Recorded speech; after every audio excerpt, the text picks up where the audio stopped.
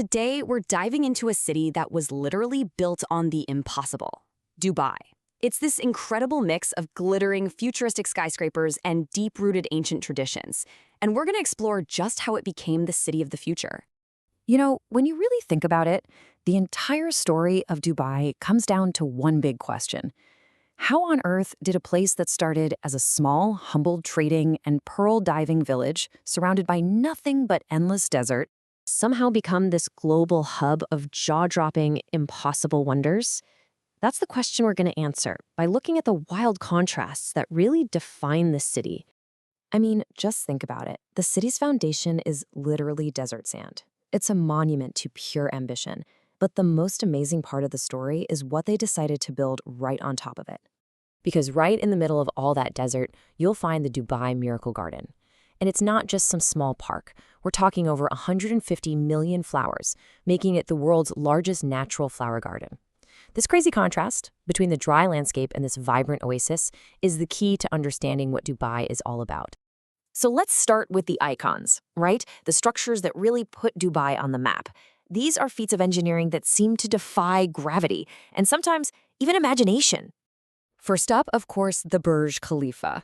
At a staggering 828 meters, it's not just the world's tallest building, it's like a giant, shining symbol of the city's desire to always reach higher. The view from the top, it really puts that insane ambition into perspective. And right at the foot of the Burj Khalifa is the Dubai Mall. Now, calling it just a mall doesn't even do it justice.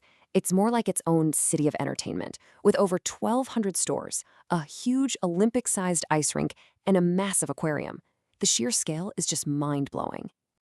And if that's not enough, just step outside and you'll see the Dubai Fountain. It shoots jets of water 150 meters into the air, all perfectly choreographed to music and lights. It's the biggest of its kind in the world, and honestly, it's a pretty mesmerizing show, and it's free. But that ambition doesn't stop on dry land. Oh no, it extends right out into the sea. The Palms Jumeirah isn't just an island, it's a statement. A completely man-made archipelago shaped like a palm tree that's actually visible from space. And it's home to some of the most luxurious hotels you'll ever see. Speaking of architectural masterpieces, you've got to see the Museum of the Future. This place doesn't focus on the past. Instead, it's this immersive trip into what's next for all of us, exploring everything from artificial intelligence to what life might be like in space. And finally, to wrap up the modern marvels, there's the Dubai Frame. And it's such a brilliant idea. It literally frames the city.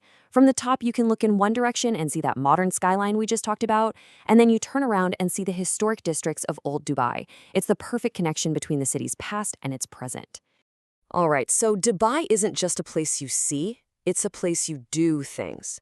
And that theme of contrast we've been talking about, it just keeps going, from the scorching heat of the desert to the freezing chill of an indoor mountain. And this is where those contrasts get really fun. On one hand, you've got the classic desert adventure. On the other, a full-on winter wonderland. I mean, you can literally go from sandboarding down a dune to snowboarding down a slope in the same day. It's wild. So a desert safari is an absolute must-do. It starts with this adrenaline-pumping 4x4 ride over the dunes. They call it dune bashing. Then, as the sun goes down, you head to a traditional Bedouin-style camp for camel rides, amazing entertainment like tenora dancing and fire shows, and a fantastic dinner under the stars. And for the complete polar opposite, there's Ski Dubai. It's inside the Mall of the Emirates, and it is a full-scale indoor ski resort. You can ski, you can snowboard, you can ride a chairlift, and you can even go meet a colony of penguins. It's totally surreal, and it's quintessentially Dubai. Okay, so beyond all the glitz and glamour, there's another side to Dubai, a side that really holds the key to its history, its soul. And to find it, we have to travel back in time to where it all began. This is Old Dubai. It's where the whole story started. Here, the towering skyscrapers just disappear, and instead you find traditional wind tower houses and lively, bustling marketplaces. It's a genuine look back to the days when Dubai was a small but vital trading port on the creek. So how do you experience Old Dubai? It's actually pretty simple. Think of it as a 3-step journey. First, you have to cross Dubai Creek on a traditional wooden boat. Then, get lost exploring the maze-like alleys of the Al Fahidi district. And finally, go immerse your senses in the dazzling gold souk and the fragrant spice souk. And that traditional boat ride I mentioned, that's on something called an abra.